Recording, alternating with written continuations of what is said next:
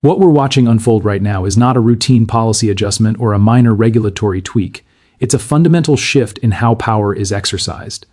This move out of Congress marks the largest expansion of federal firearms taxation in modern history, and it's being sold as something harmless, even technical. But make no mistake, this is not about paperwork. This is about using money as a gatekeeper, about turning a constitutional right into a luxury item that only a shrinking segment of the population can afford. When lawmakers couldn't get the votes for outright bans, they reached for the next most effective tool: cost. For years, the process around suppressors and short-barreled rifles was already slow, complex, and intimidating. Long wait times, extensive background checks, and strict compliance rules were framed as safeguards. Now that system is being transformed into something far more aggressive. By hiking taxes, tightening classifications, and expanding enforcement authority, the government isn't prohibiting ownership on paper, but it's engineering the same result in practice. If the price becomes unreachable, the right quietly disappears for millions of people without a single headline announcing a ban. This is how control evolves in a modern system. It doesn't arrive with sirens or door-to-door notices. It arrives wrapped in fiscal language, budget justifications, and common-sense reforms. But when you look closer, the intent becomes clearer. These taxes aren't tied to inflation. They're not modest adjustments. They're deliberately punitive, designed to discourage participation altogether. A suppressor that once required patience now requires a level of financial commitment that instantly disqualifies working families, first-time owners, and younger Americans who are just beginning to engage with their rights. And that's the point. This approach doesn't need to convince people they're wrong. It only needs to make compliance too expensive to maintain. When the barrier to entry is raised high enough, the population of lawful owners shrinks on its own. That reduction can later be used as political proof that fewer people care, fewer people participate, and fewer people deserve consideration.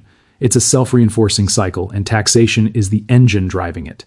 What makes this moment especially dangerous is how quietly it's happening. There's no dramatic announcement that rights are being stripped away. Instead, there's a series of legislative maneuvers that look boring on the surface but are devastating in effect. Fees become penalties, delays become deterrents, definitions become traps, and suddenly, the same people who followed every rule yesterday are priced out today, not because they did anything wrong, but because the rules changed underneath them. This strategy has been used before in other areas. When direct prohibition fails, indirect suppression takes its place. Licensing costs rise, renewal fees multiply. Compliance becomes a maze where one misstep carries severe consequences. Eventually, people stop participating, not out of apathy, but out of exhaustion. That's when policymakers claim success, not because safety improved, but because fewer people were able to remain in the system.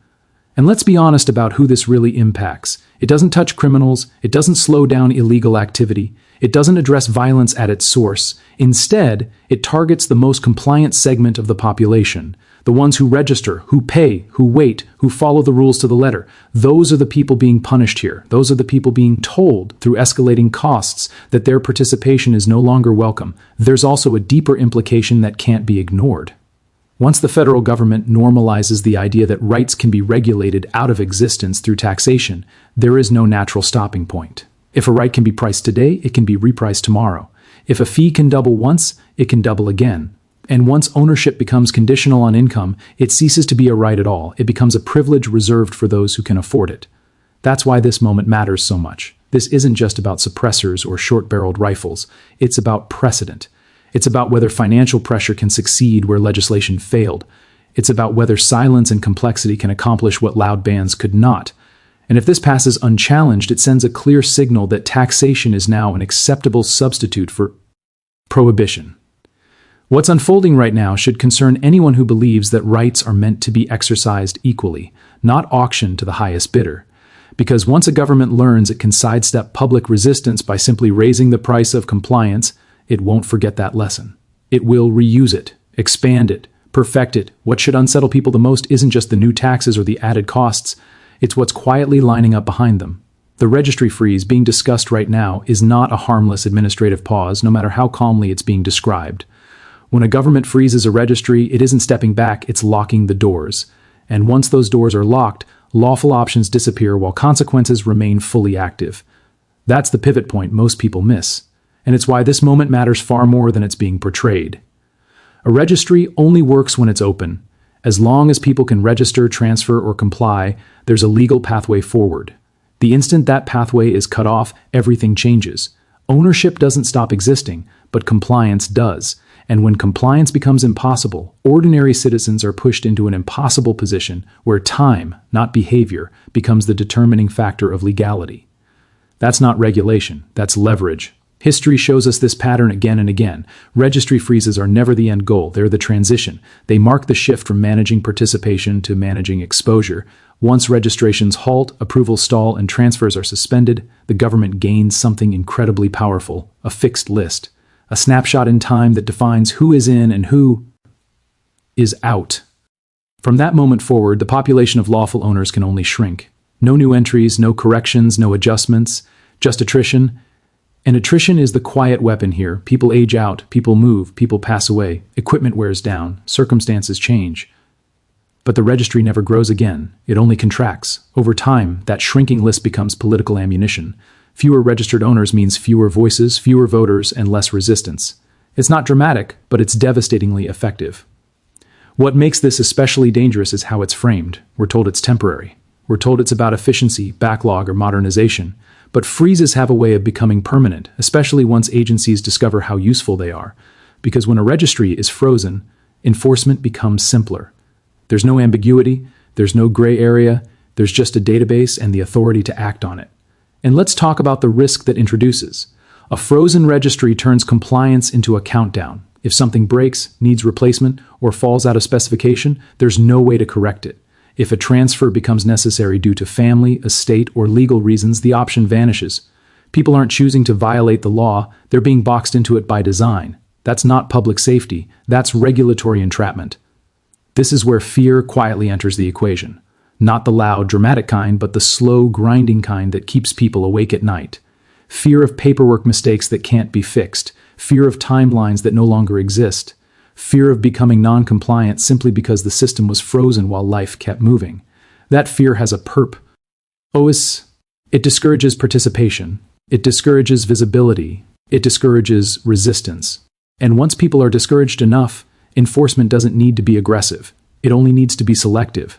A frozen registry gives authorities discretion without accountability. Approvals can be delayed indefinitely. Clarifications can be denied. Exceptions can disappear. And all of it can happen without a single new law being passed. That's the real shift we're witnessing here. From transparent regulation to opaque control. There's also a psychological effect that can't be ignored. When lawful owners feel trapped, many disengage entirely. They stop advocating. They stop speaking up. They stop trusting the system. That silence is then interpreted as consent. The absence of noise is framed as acceptance. And policies advance even further, because opposition appears to have faded, when in reality, it's been frozen out just like the registry itself. This is why the registry freeze matters more than the tax hike. Taxes hurt immediately, but freezes reshape the future. They determine who exists in the system tomorrow and who doesn't. They redraw the boundaries of legality without debate. And once that boundary is redrawn, it's incredibly difficult to move back, because the people most affected are already sidelined. And make no mistake, this isn't about safety outcomes. A frozen registry doesn't prevent crime. It doesn't stop illegal activity. It doesn't address violence or intent. What it does is consolidate control over a shrinking, identifiable group of compliant citizens. That's efficiency, not safety. That's management, not protection. If this goes forward, it sets a precedent. That should concern anyone paying attention. It says that rights can be limited not by repeal, but by pause. Not by bans, but by bottlenecks. Not by force, but by timing. And once that precedent is normalized, it becomes a template, one that can be applied anywhere resistance once stood in the way.